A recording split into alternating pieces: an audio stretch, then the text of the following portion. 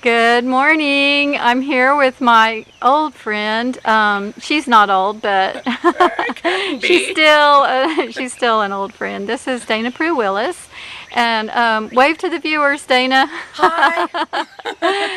Dana is my playwright friend. She writes plays, and particularly plays for young actors and young theater people. And so I'm so glad she came and spent the night with me last night, and so I decided to take this opportunity to interview her. So first I think, since you're my only playwright friend, so would you talk about what inspired you to write plays, how you came about it?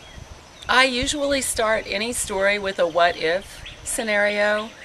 And I was working at Scarborough Fair as director of children's theater out there, where they gave me just carte blanche to do whatever I wanted to do. And with carte blanche, well, what if we wrote our own stuff? And I would come in with ideas, bring them to the actors that I had assembled, and I would give them, for the first things that we did, just outlines of ideas, and then we would improvise toward a script. And after a while, I started to see the formula that was going on there. And then I would bring whole plays to them and let them improve on or tweak scenes through improvisation, or let them read it. And I would see that things that worked in my head didn't necessarily work on stage. So a play really is kind of a living document, more so than say a novel or even an essay, because it needs that corporal person in place, right? And it's also about the relationship between the actor and the audience. Oh, the story you're telling course. may not be the story that they're hearing, just like it is with prose too. Yeah, but it's not necessarily. That element that you just mentioned between the actor and the audience, you don't really have between the reader and the audience, because the reader is the audience, right? Yeah, so, but what they're gleaning from what you write may not be what your intent was, but it might be something that speaks to them. Do you follow what I'm saying? Of course. Well, it's okay. Maybe I'm getting esoteric and woo-woo on you here. But maybe I'm following it. I don't know. I might not be as smart as you, Dana. Oh, please. So that's so cool, though, that it's really a collaborative process in a lot of ways. Then, yeah. I know for me, when I see it in my mind, it works, and then I'll bring it to a group of actors and see it on stage. Yeah. And sometimes I have to laugh at myself that image in my head was so wrong. But that's so great that you have that willingness to change, and the willingness to really look at it again to see where you need to tweak it. It's great to have groups of actors that are willing to help you do that too, because that is really where it happens. Yeah. Well, tell us about a couple of your plays. My first one is called Fairy Tale Courtroom, and the basic premise is that there is one big bad wolf and one wicked witch, and they're bopping around from fairy tale to fairy tale trying to prevent the general public from living happily ever after.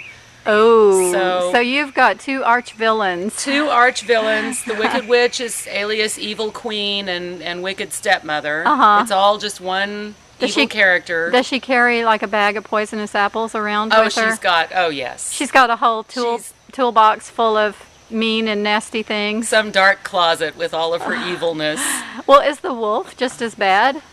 The wolf is more like a seedy used car salesman, almost. You almost like a con the artist? Wolf. Yes. Oh, that's awesome. The wolf is very charming, and the wolf represents himself.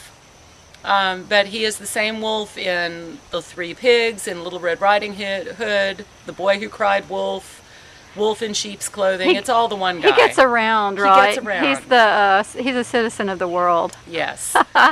Or a villain of the world, I should say. A villain of the world. There we go. The wolf in the fold. Now this play of yours, Fairy Court Theater? Fairy Tale Courtroom. Fairy Tale Courtroom, sorry. That's okay. it has been performed over and over and over, hasn't it? It has been performed nationally and internationally. It is being translated into Spanish. Wow. And it's had a couple of shows in Costa Rica and a couple of not Panama, but somewhere else around that area. And I think twice now it's been in the Hong Kong Play Festival, International Play Festival. Did you get to go to Hong Kong to see it? I wish. Oh. No, I've been flown to Minnesota to see it. Oh, well, there you go. Minnesota, Hong Kong, it's Minnesota.